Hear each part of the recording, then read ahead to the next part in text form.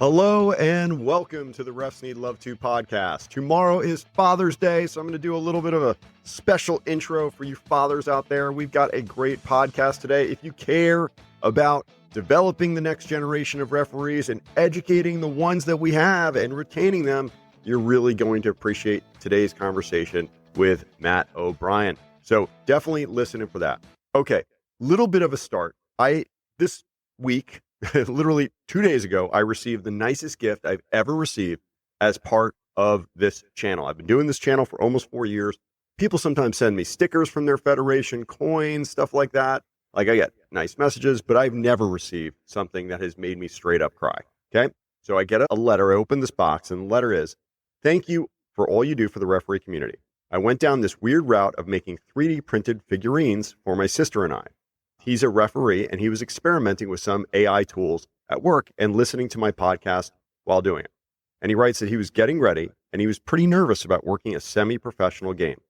And my thought, okay, listening to my podcast, he heard me say, don't be nervous, but rather it's excitement. And it got him to think about preparing for the game in a different way. And so he was so inspired and changing his mindset that he writes, this led me to think about doing a figurine for you and your son since it's around Father's Day. I hope you enjoy it." And I can tell you, if you see this on YouTube at some point, okay, it is this 3D printed, like 3-inch high figurines of my son and I in our referee kit with the Umpiro shoes on. I'm like, perfect. Like, it is the most cherished thing I ever had. And just a little bit about being a dad, okay? Don't want to get emotional here, but my son this week has been away on this type like outward bound leadership experience off grid in Wyoming, no cell phones, no contact for 8 days. And I received this figurine like the day before we're going to hear from him. And immediately I just start crying because not only was it so nice, but it just reminds me how much I love and miss my son. Gosh forbid anything happens to him. And literally yesterday, we finally got to hear from my son after 8 days, and he doesn't sound like himself. We were a little concerned. We texted with him and it was very short. How was the trip? Life-changing. I don't feel good. And we're like, what's going on? And so turns out he had actually gotten food poisoning. The last meal that they prepared together before they were descending from 11,000 feet, which is pretty darn high. And he was violently ill and had to be rushed to the hospital last night in Wyoming. It's 1 a.m., 2 a.m. We hear from the leadership of the organization. They call us up telling about his situation. It was definitely scary. Just want to just say that again, how much I love my son, how much this gift means to me, but just in general, how much I appreciate this community that has given back so much to me. I've had some challenging times over the last 3 or 4 years, but this community, like every single day just inspires me. I get so many wonderful messages out there that just warm my heart. Again, we all go through difficult stuff. I'm never going to say I lead a difficult life. Right now, my dad had bypass surgery earlier this week, and you guys know I've talked about my dad many times. I adore my dad. My dad is my idol.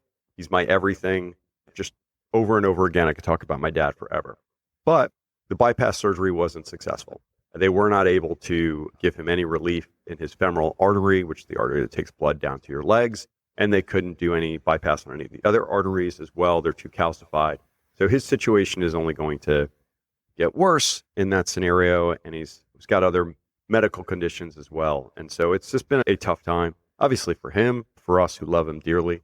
So again, just so much gratitude and appreciation for all of you people who are part of this community and send me nice messages of inspiration and have helped me through this last couple of years where I've had a difficult transition of my professional life, my full-time job. It's just so wonderful out there. Thank you. So just a couple more messages in the mailbag. Just share some of the love and positivity right now. This guy writes, "Hi, David. My name is Jack Sargent, and I'm a graduate student starting at Coastal Carolina University in the fall. I wanted to send you a message because I found your TikTok about a month ago. I'm a soccer broadcaster. I work right now for the Chicago Dutch Lions. It's a USL2 and USLW club, as well as during my undergrad.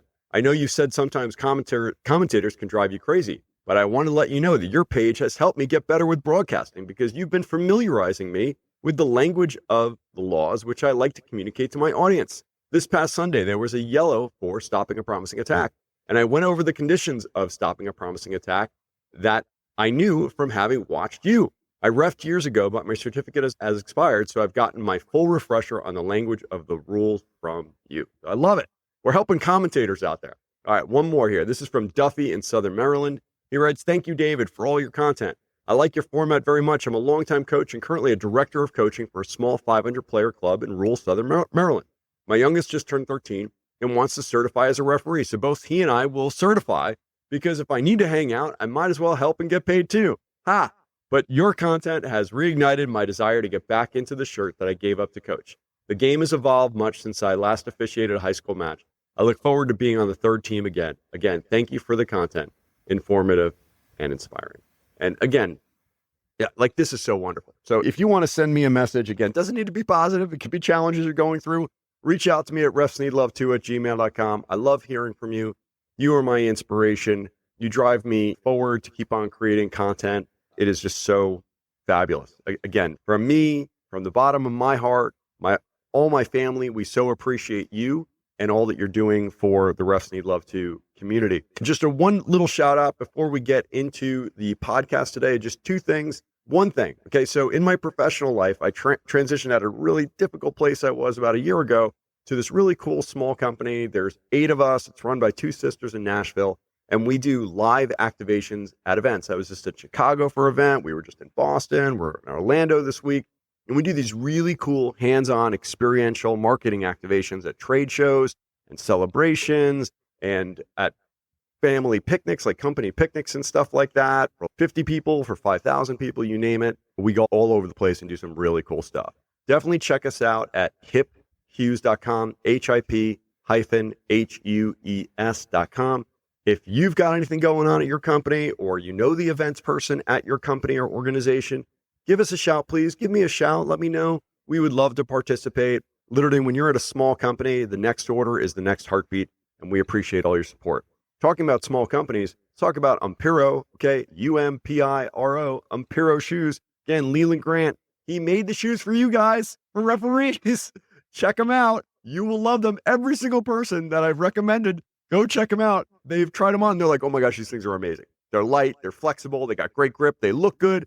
Please check them out, man. You will not be sad. Use my code, RefsNeedLove2, all one word, at officialsports.com, man. It is a deal at $106 to have, honestly, shoes that are going to last you like probably a good year and be fantastic out there and you're going to look good. It is so worth it. So please check them out.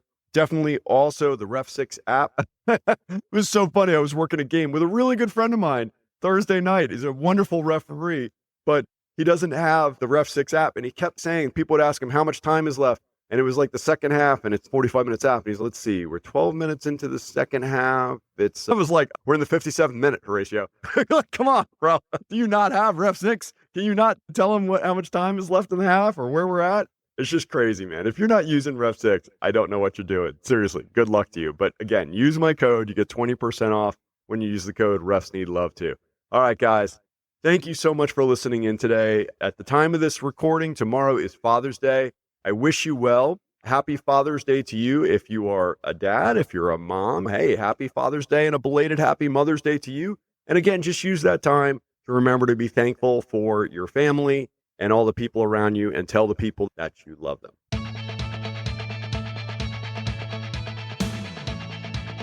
Hello and welcome to the Refs Need Love To podcast, a show that gives you a real, raw, and behind-the-scenes view of one of the hardest jobs on the pitch, the referee. I'm your host, David Gerson, a grassroots referee and certified mentor with over 11 years of experience and 1,300 matches under my belt. You can find me at refsneedlove2.com, on Instagram, TikTok, and now on YouTube. Today's guest is Matt O'Brien. He is the state director for the Florida Futures Referee Program, and he hosts their monthly webinar series for the Florida Soccer Referees Association. Matt serves in that state director role for Florida Futures, a developmental initiative specifically in Florida for their future referees. He oversees the training and mentorship, aiming to evaluate officiating standards across the state. He's instrumental in developing that next generation of soccer officials in Florida. And also, very special note, he has just completed his PhD in math education. So officially, I would like to welcome Dr. Matt O'Brien. to the Refs Need Love To podcast. Thank you so much, David. No, it's great. I know you and I have been chatting for close to over a year. I had interviewed a gentleman who was in the Florida Panhandle who was one small cog in the Florida futures machine a long time ago. I've actually dialed in Florida, and there's a few other states, SoCal in particular, the Southern California Association, I think Northern California, and then there's some other associations who really do commit to doing monthly education referee seminars for Florida. And you're the lead of that for Florida. Is that correct? Yes. Cool. So what are some of the topics? This is what we do. What are the issues that are happening at the 98% of soccer fields that our grassroots referees are at? We analyze the red card reports, the videos that come in, and it's okay. How can we prophylactically build our referees' capacity to avoid these types of issues? Did you say prophylactically? Yes. Okay. I've heard of the word prophylactic. I don't think it means what I think it means now. I only have a bachelor's degree, Matt. You need to speak to me in simple terms. Right. What do you mean prophylactically about referee education? We know that there's issues in the game of soccer. We know that there are issues with parents. There's issues with coaches. There's have issues where there's mobbing. So we try to educate our referees how to avoid those situations and how to manage those situations so they don't become a problem. It's huge. Yeah. Please continue. So every month we have a different national referee present, and we use Nearpod, which is a really cool instructional technology. In real time, we're able to get feedback from every single participant. One of the biggest problems with a lot of these webinars is that you watch videos and it's just real grainy. With Nearpod, you control the video on your device. So we don't have that grainy issue. So we ask the referees so it's 10 minutes of talking about considerations and defending what your answer is. And then we actually go into videos where they have to justify their decision with the considerations, and then they have to give their decision. So it's all about building thinking referees. I have to tell you, I'm so glad you brought up Nearpod about these webinars. I attended one of the Florida webinars not long ago, and I think I even messaged you afterward. I was so impressed with how engaging and interactive the format was. Because I think we've all been through the traditional Zoom webinars where there's someone who's showing a play and there's one person talking, and maybe they ask a question in chat.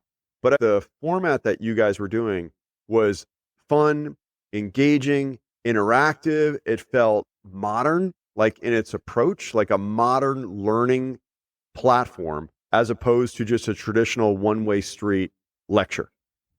So there's different components we look at. One of the things we do is set up norms. And one of the norms is we treat this like you're in a classroom. A lot of our referees look at these webinars as a podcast. They're driving or working out while they watch it, but that's not how you learn. I try to make sure every 5 minutes we have some type of engagement. And when they're giving us their responses, we're not just looking if they get the correct answer. We're able to look to see what is their justification, what considerations were they using. So we're able to look in real time. It's called formative assessment in education. We're able to see where the issues are in their thought process and address that in the webinar. Under the traditional webinar, you really don't have that feedback. You feel like you're talking to a screen and there's 300 people there.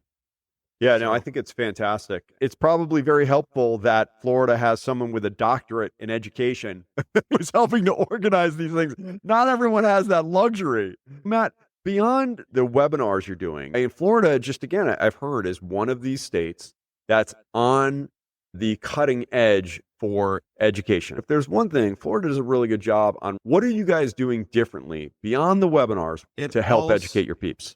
It all starts at the top. Our state referee committee is phenomenal. When you analyze leadership groups, there's two types of leadership groups. There's multipliers and there's diminishers. State referee committee said, all right, we have all of these great people in our ecosystem of referees. How do we use them to make the organization better versus it being a top down where 4 or 5 people are controlling everything. I pretty much have the autonomy to really work the futures program. And I have throughout the state that help me out. And I think what I've learned is that we have a lot more great people in soccer that are really willing to help, but it's the SRC's job is to make those connections and build those relationships from the SRC to the club level. We just had our Area C AGM, and 3 years ago, Jason and I went. We really didn't have any connections with all these clubs. Jason Kopakin's our SRA. This year, I know all the clubs. They see me at State Cup. They see me at President's Cup. They see me at Commissioner's Cup. And we're talking about referee development. I showed in areas, which is the West Florida coast, I showed them 2 slides of the 20 clubs that we have in futures. The clubs that didn't have their logo on those slides were like, hey, why aren't we in futures? How do we get a futures program? We now have futures programs from Immokalee, which is right next to Alligator Alley, all the way up to Beverly Hills, which is up in Citrus County, to Lakeland and to Davenport, to all the way out to Clearwater. Covering the state of Florida. Yeah. So it's not just about us. It's a pipeline. And the futures program is the first cog in that pipeline. I want to talk about that. So we've mentioned futures program. Like, I know what it is, and OG hardcore listeners may know what it is, or people in Florida, but can you describe what the Florida Futures program is to our listeners? Okay. So the futures program is for referees between the ages of 11 to 13, and they can only referee in-house rec games. This is like you go to your local club. They have a huge rec program that is affiliated with the Florida Youth Soccer Association. There's no game cards. There's no player passes. It's just kids playing. So our futures referees can do those games. The clubs have to agree to be part of the futures referee program. And the only thing they have to do is to provide some type of mentoring system. So like we have small clubs like Spartan at Davenport that has 150 rec players. And each club has the autonomy to do whatever they want with their mentorship program. And the referees take they watch 3 hours of modules and learn the laws. And then we do a field clinic that's about 3 hours. And part of the clinic is the best part about the clinic is parents, the referee, the futures referee, the mentor, and the club assigner all meet for the first 20 minutes and explain the club culture. I want every single peer that's a futures peer to know their kid is safe at whatever futures club we have in our state. And what happens is, I don't need to say it. Other parents say, hey, my son his older brother referees at this club and the signer is phenomenal. And then our futures referees do U6 and U8 whistles. So I want to see us let's get the coaches off the field and let's get our futures referees out there blowing whistles. And they work their way up to U10 games. Yeah, I love that. I have to tell you, I've never heard of an organization that connects the dots like that. The parents, the club administration, the mentor, and the referees all together so that everyone knows each other. It's a scary thing. Like, an 11-year-old child is a child. We're talking about a 4th grade, 5th grade kid. They're itty bitty kids, like legit kids. These are prepubescent children. And we're putting them in environments, you could totally appreciate this. U6 and U8, you still can have some charged environments. U6 loud, but hopefully not really negative or angry, but it happens. These can be challenging environments. And to be an 11-year-old child, to be in a situation where you're surrounded by 100 plus people around the field and the parents and the grandparents and the coaches and all the players and stuff, it's going to be really challenging environments. Creating just up front, okay, hey, everyone, let's get to know each other. Let's talk about the goals. Let's talk about what this is going to be like. Who can you talk to if you have issues? Anything like that. I think you're setting yourself up for success early as opposed to just throwing those children to the wolves and being like, yeah, good luck. And so what we've learned is each club has some type of mentoring system. Most clubs have a club mentor, and that club mentor is a solid high school referee. They walk around the fields and give feedback to the referees, but they're also looking for those crazy parents, dealing with that. So that U11, U12, U13 kid can just focus in on honing in on the referee skills. So we started this 2 years ago. 4 clubs. I got a shout out to them: Cape Coral Soccer Association, Florida Hawks, West Florida Flames, and Swan City. Because these are the clubs that develop our referees. So we look at, we're in an ecosystem. So we have to have quality referees to have quality players, to have quality coaches. So we look at, in Florida, we look at referee development much like player development. We have to have quality referees at the 6th level to build on for your higher level age groups.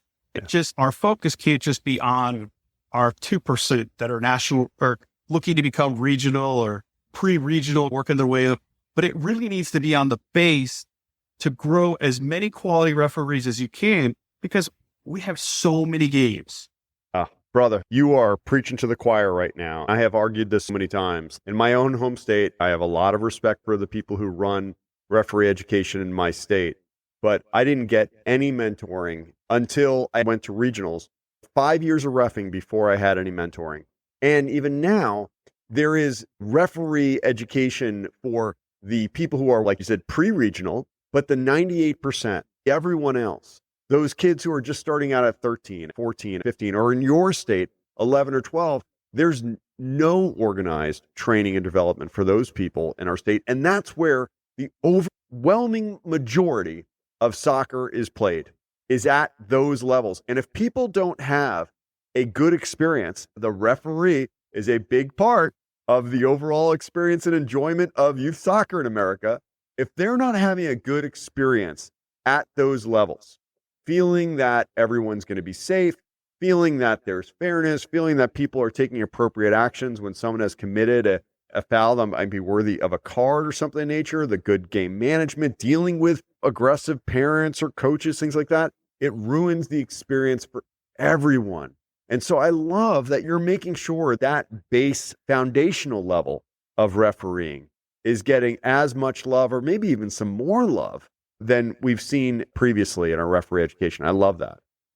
What we learned from our signers is that they don't have issues finding referees, except on high value weekends, President's Day weekend, because every team from the West and the Northeast comes to Florida for some type of league.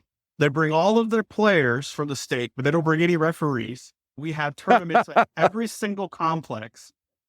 So President's Day weekend, and we have a couple weekends where we're having to go look and find referees everywhere. No, I know. No one checks to see, are there enough referees when they're inviting all these teams down for a tournament. All they're looking at is dollar signs. If we invite like 500 teams to this thing over 3 days, we will make X dollars. They are not thinking about how many referees will I need to be able to cover those games and not kill the referees in the process. So Matt, I have a question for you. So the other thing is that, like we've learned with our futures referees, these kids are fired up about referee. They don't just watch the modules. They like memorize it all. So like when we go, we're asking me, okay, what's the quarter flag? What's this? They are able to identify all parts of the field. They're asking about advantages. They're talking about, all right, how do we give yellow cards and red cards? What are these different categories? And they're fired up. So you're teaching this class. You got the little 11-year-old who looks like he's still in 3rd grade. And then you have the 14-year-old boy who is a man child looking like he's about ready to go to high school next year. And then you have the girls. We have 27.2% of our features referees are female, which is compared to our overall base is like about 16, 17%. Yeah. So what we're seeing is a lot of what happens with our girls at the younger levels is that a team of players come. And so it's exciting. And we're already starting to see graduates. I love that you do in Florida that I've not seen anyplace else is you have something called pre-regional clinics and also what you call mini regionals. Can you describe what that is? Okay. So in Florida, we treat our cup season as most states would treat their youth regionals.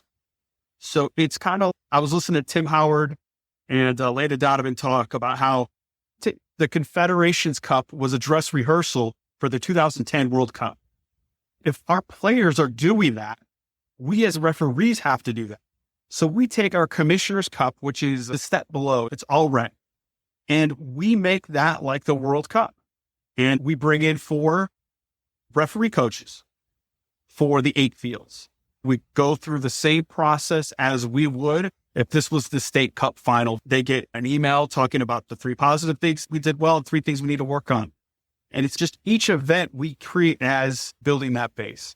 We also have the Florida Classic, which is a huge adult amateur event that goes on for 5 days. And it's an opportunity for our referees to get seen by national referee coaches, get one of their assessments in. For me, it's great because I get to go shadow some of our different national referee coaches.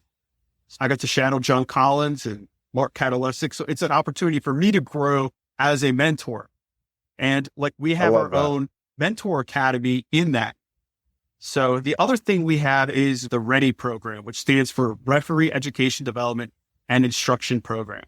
We offer 2 classes. One is for regional referees and pre-regional referees. It's going to be in Orlando, and Orhamis is going to be the speaker. Everybody shows up to Orlando on Friday. We do the fitness test Saturday. We go to Orlando City game on Saturday nights. And then Sunday we have more education. It's a phenomenal environment. They used to have these all over the country 15 years ago, these RTSs. And then the question I have for you, when you go to the Orlando City game, will you guys be going in your full referee kit? That is a great question. Hopefully it's a Florida referee on the game. I do it all the time. It's a lot of fun. My son and I will be going to a Club World Cup game in a few weeks in our full referee kit again, and it is a good time. You guys will do well. I almost got beat up the one time I went to an Orlando City game. I'd say maybe a little bit of exaggeration. I did get heckled and yelled at aggressively walking to the game by one of the supporters groups, and then someone, delivered a nice, swift shoulder to my chest when I was walking through the stadium. Of course, I was wearing my Atlanta United jerseys. Hey, yeah. I understand. It was a little aggressive for an MLS stadium, but I'm sure a group of referees, you guys will be quite a posse. Should be good. So we also had a READY event. It's a 2-day event where the referees come in. It's like a course to take them from being a referee to that next level and going over more of the art of referee. I love it. I think there's just so much more to being a referee than just knowing laws of the game. It's wonderful what you're doing with the kids in the Futures program because that's critical for their development and having a pool of referees to do those U6 and U8 games, but referees who are getting training and development and have that partner mentor on the sidelines, great. But that next level of referee, that 14, 15, 16, or 45, 46, 47-year-old referee who's maybe 2 or 3 years in and can get that game management side of it. Now they know what a trip is and what a push might be, and maybe what a handball is, but now they're getting the game management side from you guys, which I think is cool, very cool as well. I do have a question for you because this is something that's come up on our podcast before. We've had guests from the state of Florida who talk about, in both good and bad, that Florida is a highly international and very diverse part of our country. A lot of Latin American immigrants from Argentina and Colombia and from really all over the world. And part of that is they're passionate about soccer, about football. And that passion means people want to be involved and be engaged. That's fantastic. But also in Latin America, sometimes they make it a very uncomfortable place to be a referee. And we see those videos all the time. And now that they're in America, some of that stuff carries over. Can you talk about what is it that you're trying to do in Florida to help maintain a safe and healthy environment for referees? Great point. Yes. Florida has some 80 youth soccer games every single weekend. You can get challenged. Referees in Miami, they go through the gauntlet every single weekend. So if we go back to March, when our SRA, Jason Kopecky, our March webinar was a webinar to all referees about rap. And one of the things we realize is when you say rap, you're talking about the the referee abuse referee policy. abuse, prevention. Yeah. One of the things that's really important about rap is we need to make sure our referees write good supplementals. So we had a Nearpod lesson where they have to go in and write supplementals and get practice doing that. Because if your supplementals are well written, the rap policy is null and void. And then our next webinar, we talked about managing hostile and difficult situations. How do you handle players mobbing the referee? We take a look at all the referee reports that come in, all the videos, and our observations of being out in the field to talk about situations that have been issues. So mobbing, dealing with injuries. So getting the heck out of it, check to see if the player's okay. Coach comes on, get out of there. Kind of going over situations where referee is his own worst enemy. But also, because that's important too, we have to look at both sides of it. If we can get our referees to be more proactive and thinking referees, it's going to create less hostile situations, or they'll have the tools to know how to deal with them. More importantly, what we have on our website is a jot form. Our jot form is to upload all supplementals that have to do with rep. And this is like a clearinghouse so that nothing gets lost in the process. And the SRC knows where to send those supplementals. So sometimes referee maybe gets chased off a field. They're doing a first or second year referee. They don't know what to do. They just go to our website and click on referee abuse. Click on that and it takes them right there. They put all the information in and it goes straight to our SRA and he's able to look at it. It's a data collection. It looks at trends. They could filter the reports so it's not something the league can handle, like serious player conduct. The SRC can follow up with the different leagues to see if discipline is being applied, to make sure that the discipline in rap is appropriate for the offense. And so far, the leagues are doing really well. I think that's one of the biggest questions about the referee abuse policy. How's it going to be implemented? Are the reports going to go? It sounds like Florida's got a good system to centralize the report submission and to evaluate them and make sure they get seen. Because we have seen and I hear this from a number of people around the country over the years, I submitted a report, I have no idea what happened. Who knows if anything was done about it? Maybe the assigner didn't send it in. Maybe the tournament administrator didn't send it in, something like that. Now it's going to get seen in Florida. It's going to the SRC. It shall be handled, and we will implement it per the guidelines in the referee abuse policy, which is fantastic. I love to hear that. If our SRA is getting reports from a specific league, if he's getting a report every single week from that league, as a state referee committee, they have the data to go talk to somebody. Or if there's a specific coach that's had 2 or 3 send-offs, the problem is with the current ecosystem, you've got US clubs, FYSA, all these different organizations, they get sent off in one. Sometimes they're able to go to another organization coach. Yeah. It allows us to take those types of issues. Yeah, there was a video I posted on my channel this week of a referee in Kentucky.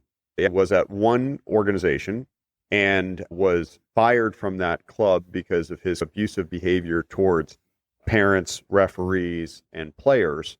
He's now founded his own club, set up a new team where he's coaching, and his kid was on that team. And there's no other way to say it, attacked a child during a game. Child pushed or fouled his daughter, came in with a shoulder, knocked her down, and he physically pushed over the child on the field. Now, with this new referee abuse policy, it's not up to maybe his buddy, the tournament administrator, or something like that. No, the policy says it could be a lifetime ban. And I'm hoping, since there's video evidence and the video has been seen by millions of people now, that he does indeed get a lifetime ban from USU Soccer. We don't need that guy there. But it provides the right guidelines. As long as it's being submitted, the SRC sees it, they know how to implement it when things like that happen. And we're not going to see, oh, it's just a month here and this association, that association over there is giving 5 games. It's standardized and action should come of it. And just about that, specifically about the punishments, have you seen in Florida on the state referee committee, specifically of these reports that are coming to you that have come after year, Are you seeing an increase in the amount of reports that are being filed, a decrease? What are you guys seeing now that we have this new policy? I'm not sure. I'd have to ask Jason, but he's our SRA. But before, we had no data collection. We had no clue, unless it went from the league to hearing, where now it gives us a little bit more of an idea of what's going on. And we can look at situations where sometimes referees cause problems. Oh, yeah. It's so funny you say that. And I kid you not, 2 years ago, I had a referee contact me saying that he was assaulted, that he was kicked and threatened at a game. And I was like, oh, man, I need to have you on the podcast. You need to tell your story. I listened to this guy tell his story, and I was like, oh, my gosh. There were so many red flags going up left and right. And I'm like, how did you not abandon the match? Why did you stay there? Why did you engage in that confrontation? Why did you add fuel to that fire? Just go get saved, call the cops. It was crazy. Listening to him tell it, I was like, yeah, I can't put you on because doing all the things I would tell a referee never to do. Never, ever do this. No. Anytime I have one of these situations where we've got an aggressive coach or aggressive parent comes onto the field, game's over. That's it. We're done. If your safety is threatened, get your crew to safety, call the cops if need be, but get out of there. Don't try and argue. Don't try and, hey, you're a tough guy. You're not going to be intimidated. Please, man. It's not worth it. It's not worth it. Go get to safety, call the proper authorities, write your report, and live to fight another day. There's nothing good about trying to match fire with fire at all on the pitch. So talk to us a little bit about, so you've done this amazing Florida Futures program. You've got over 400 kids in the program now. Is that correct? We are right now at 342. And this is year 2. So you're in year 2 of this program. You have 342 11-year-olds, 12-year-olds who are enrolled in this program, who are getting the mentorship, getting this additional training and development, which is fantastic. Talk to me about what in the next 3 to 5 years for Florida in terms of education and development of referees.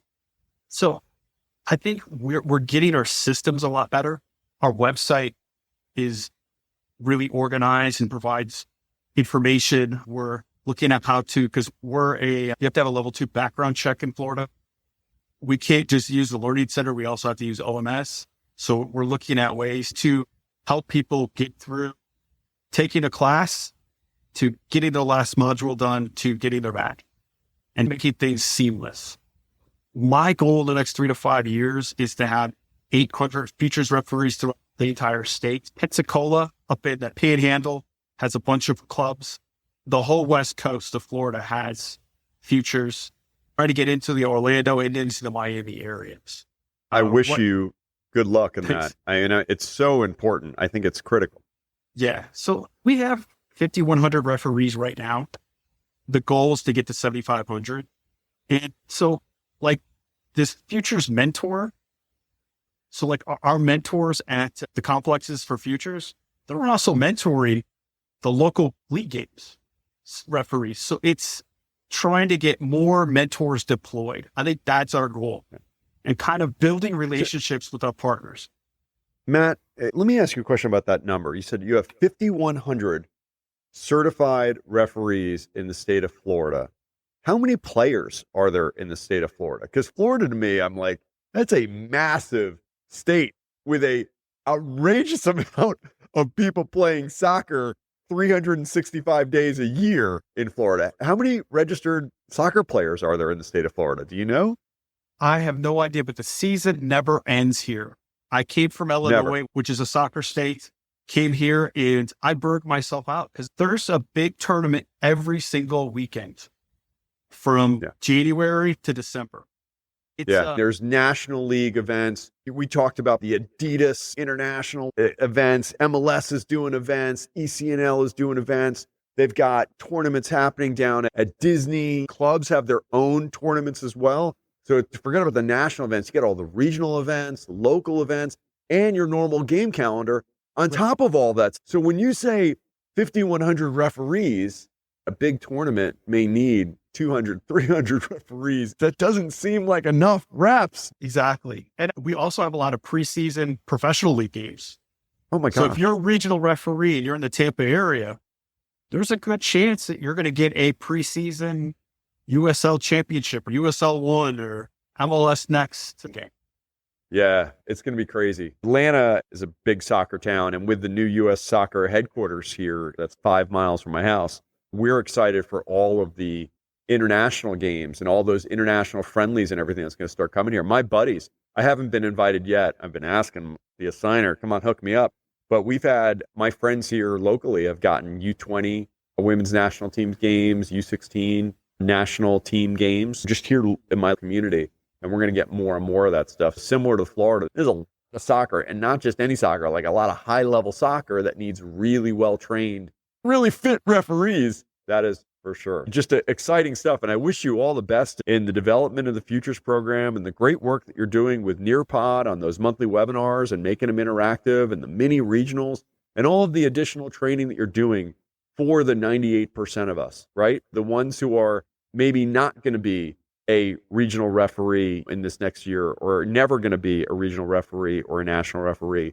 But those 98% is what keeps the soccer community alive in our local communities and across our country. So thank you so much for doing that. I have a couple more questions for you, Matt, before I let you go. A couple fun ones here. As a referee, what is the worst call you ever made as a ref, and what'd you learn from it? First ever college game. I was 18 years old. I signed up to do a game at Kishwaukee Community College in Malta, Illinois. I missed the elbow to the face. The player caught the ball and punted it at the player who hit him.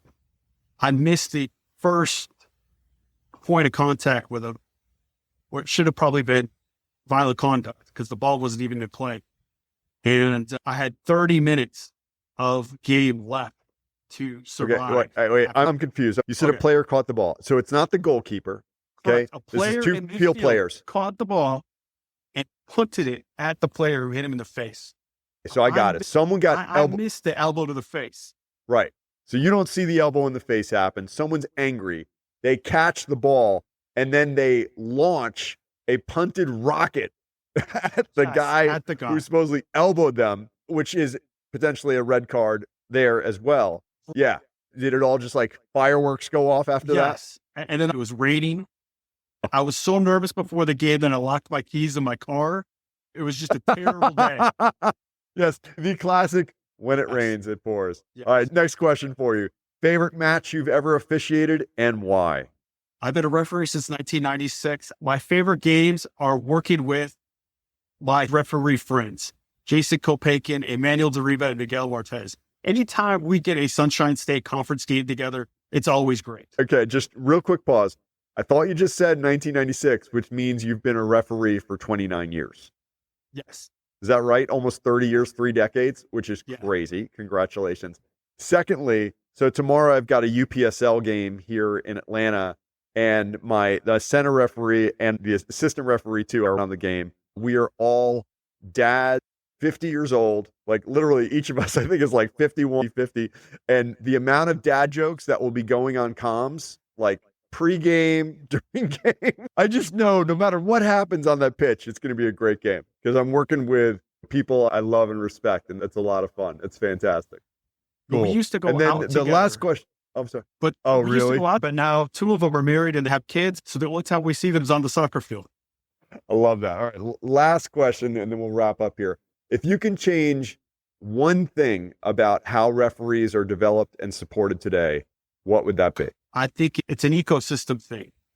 If we look at our big clubs in the United States, they don't just put all the resources in looking at developing at the U18, U17, U16 levels to hopefully get a professional player. They're putting resources in at the rec levels to get a curriculum and getting those players developed. We have to approach building from the base. And what you're going to see is you're going to create so many more regional referees because you're going to have more competent referees. We have 3 times as much competitive soccer now compared to 15 years ago. So we have to have more quality referees across the board. And I think we're getting there. I think that is absolutely true, Matt. You said it really well. We have 3 times more competitive soccer than we ever had before. Not necessarily the quality is so widespread, because now even at lower levels, those kids used to play rec Okay. And there's nothing wrong with rec. I'm all about rec. I love rec. But now they're in academies playing low teams. The expectations for those kids and those teams and those coaches is much higher. And they're expecting a lot more out of the referee who is on their match. For their $2,000 or $3,000 a year, they're expecting referees are going to have more training, have better ability to manage a match, have more fitness, more professionalism than what they've had in the past. And I think it's definitely a different world, but there's not the same resources and investment for developing those refs. So I'm so glad that you and your fellow referees in Florida are thinking about it, developing great content, the webinars, the additional training, the mini regionals, the futures program. I love seeing what you're doing, Matt. And I just want to say thank you for doing that. Thank you for showing the way and showing a better way. So Matt, just one last thing for you. If someone is curious about the Florida Futures program and what you're doing there in mentoring, Matt, if someone wanted to reach out to you and to learn about the Florida Futures program and all the things you're doing that are new and innovative in your distance learning on Nearpod, how would they reach out to you? You could reach me through our website, floridasoccerrefs.org. If you click on referees, you could find the Futures program and all the other resources that we have on our website. And I'd be more than willing to talk to any state that's interested in doing a similar program. Are you also available to help kids with calculus and any other complex math? Statistics. I'm really good at the intro to statistics class for undergrads. And time management. That's fantastic. Yes, very important. That's wonderful. Matt, thank you so much for joining the podcast today. Sincerely, I love what you guys are doing, and I wish you nothing but success. I'm looking forward to the next podcast where we're going to be talking about managing those difficult situations, or not podcast, the next webinar that you guys do about difficult situations. Thanks for having me on. Everyone, I hope you guys enjoyed today's pod. I'm looking to share best practices from states all across the country. If you know someone who's doing wonderful things in your area, whether it's in California or Texas or Idaho, or my gosh, dude, Bangladesh, I don't care where you are in the world, you're doing something cool to support your referees. I want to hear about it. I want to make sure that everyone learns about it so we can do a better job of training the next generation of refs. Thank you so much for your support. Thank you so much for all of the letters to the mailbag. Again, you want to send me a message, please. I love hearing your stories. refsneedlove2@gmail.com. I tell you, at least once a week, I'm crying, like reading something, because I love the heartfelt messages that you guys send me, either for support or just about your own story. So keep them coming. Again, please check out the Refs Need Love 2 store online. Go to the store, check it out, pick up some merch, some cards, some coins, some flags, whatever. Everything gets poured back into making this program possible. And as always, guys, I wish you nothing but love, respect, and I hope your next match is red card free.